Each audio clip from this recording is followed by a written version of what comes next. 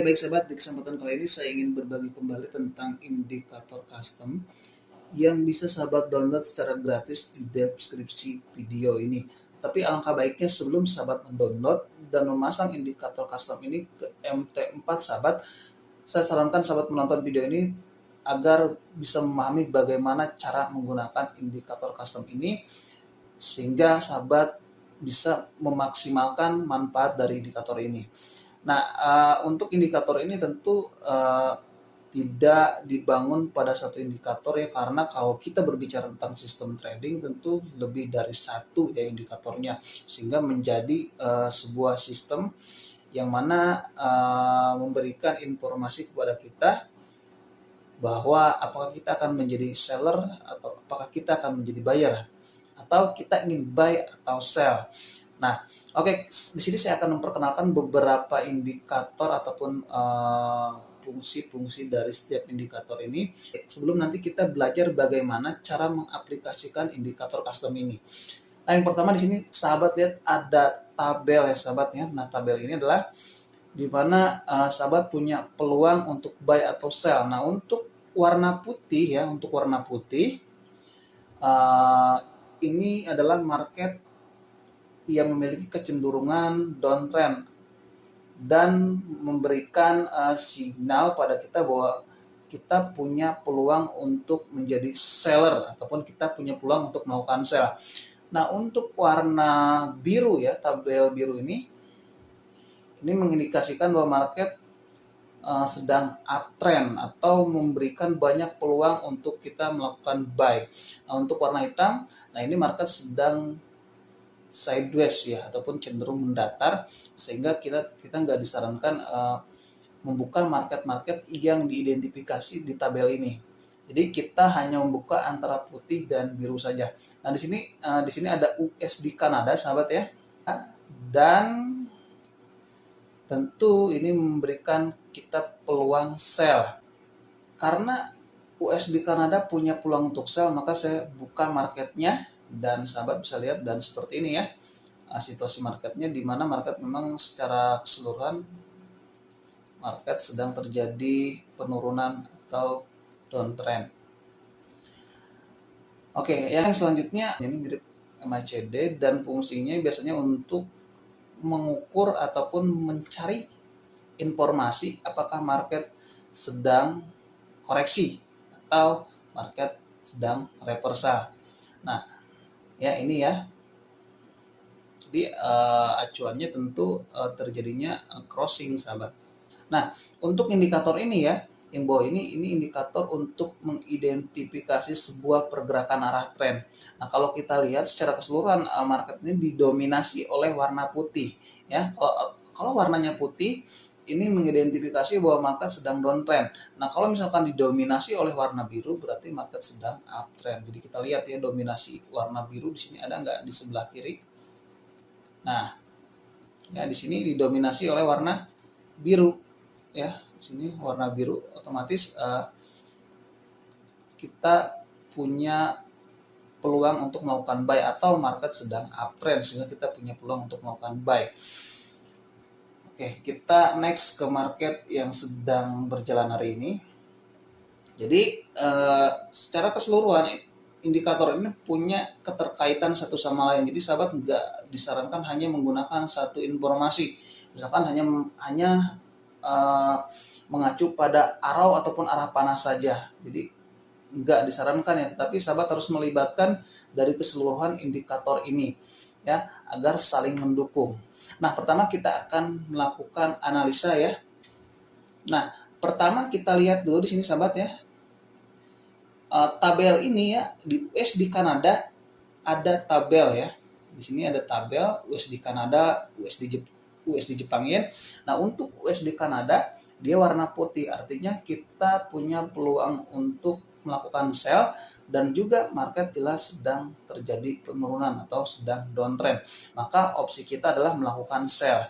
Nah, jelas kalau kita sudah jelas apa yang akan kita ambil ya, dan kita akan melakukan sell, maka tentu kita akan melakukan analisa selanjutnya. Nah, Kalau kita udah tahu bahwa market sedang downtrend dan USD Kanada dalam tabel ini memberikan peluang kita untuk melakukan sell, nah selanjutnya adalah kita cek di sini ada nggak arrow. Misalkan kita posisinya market baru bergerak segini, nah di sini ada arrow. Oke, di sini ada arrow warna putih. Nah, yang kedua kita cek di indikator GT scalper-nya. Dimana untuk melakukan sell, sahabat wajib menunggu terjadinya crossing ataupun penyilangan ya, ataupun perubahan warna. Kalau sebelumnya di sini warnanya biru ya sahabat ya, yang bawah ini. Nah, sahabat boleh melakukan sell di area ketika terjadinya crossing ataupun persilangan. Nah, disinilah sahabat ya boleh melakukan sell di area pas arrow-nya ya, pas arrow-nya. Jadi sebelum arrow muncul ya terjadi crossing. Setelah crossing baru arrow ataupun arah panah sell muncul. Nah, baru boleh kita melakukan sell. Nah, sahabat bisa perhatikan GTSCX ya, GTSCMX maksudnya. Nah, sahabat bisa perhatikan GTSCMX ya, di mana dia juga memberikan warna putih ya, warna putih. Otomatis bahwa kita boleh melakukan sell. Jadi tidak semua arrow itu diambil. Misalkan dalam pergerakan marketnya di sini memberikan sinyal buy ya, market memberikan sinyal buy, kita nggak boleh ya melakukan buy karena ya resiko pertama bahwa market sedang downtrend, kedua bahwa di tabel ini untuk USD Kanada tidak memberikan peluang untuk kita melakukan buy atau tidak memberikan sinyal bahwa kita punya opsi untuk melakukan buy karena di tabel ini USD Kanadanya warna putih, sehingga disarankan bahwa kita harus melakukan sell dan tidak boleh melakukan buy. Kalaupun kita melakukan buy itu tentu resikonya semakin besar. Kalaupun kita dapat profit itu hanya profit sedikit ya, biasanya itu hanya koreksi dari downtrend ya. Koreksi dari downtrend itu naik dulu sedikit lalu dia turun kembali. Nah, ini di sini juga ada ya. Signal buy di sini ada, di sini juga ada signal buy. Nah, kita jangan ambil ini ya. Fokus kita adalah sebagai seller. Fokus kita adalah bagaimana kita melakukan open posisi sell. Jangan nge-buy walaupun memang memberikan sinyal buy. Tetapi memang kadang agak berbeda. Kadang arrow dulu baru crossing. Nah, kalau misalkan terjadi demikian, saya sarankan tunggu keduanya terkonfirmasi. Entah arrow dulu muncul, baru GT scalper yang bawahnya muncul ya. Atau GT scalpernya muncul, atau yang arrow-nya muncul. Terlepas mana yang dulu, kita tunggu keduanya nampak. Kalau baru satu kita tunggu, misalkan yang baru muncul ini arrow panahnya, maka kita tunggu dulu crossing yang bawah. Atau telah terjadi crossing tetapi arrow panahnya belum muncul, maka kita juga harus menunggu arrow-nya ataupun arah panahnya muncul.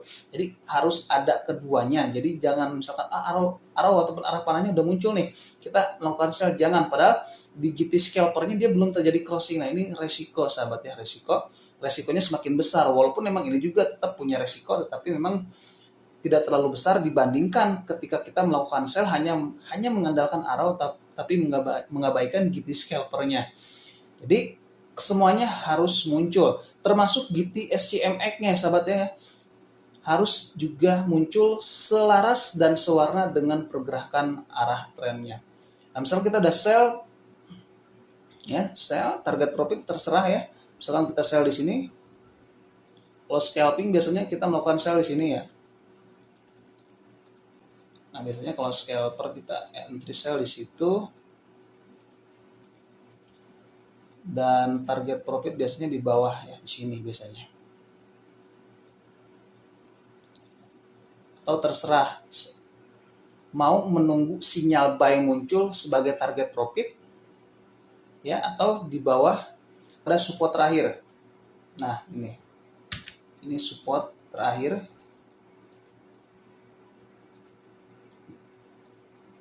Kita bisa jadikan acuan untuk target profit atau menunggu signal buy ataupun menunggu arrow buy muncul baru kita tutup profitnya dan menunggu sinyal sell selanjutnya. Boleh seperti itu. Misalkan kita udah tutup ya, udah entry sell sini turun dan ternyata muncul arah arrow buy, maka kita tutup profitnya dan kita tunggu lagi muncul arrow sell kembali ya, jangan diikuti buy-nya, tapi sebagai target profit saja kalau misalkan kita memposisikan diri sebagai seller. Nah, lalu kita sell lagi di sini. Ya. Kita sell lagi di sini. Tetapi tentu ingat dasarnya harus diperhatikan ya. Harus diperhatikan pertama ya harus kedua muncul antara arrow dan GT scalper ini ya, harus muncul ya, entah arrow dulu atau GT dulu. Itu untuk meminimalisir resiko. Kita udah profit misalkan, target profit di sinyal buy misalkan di sini.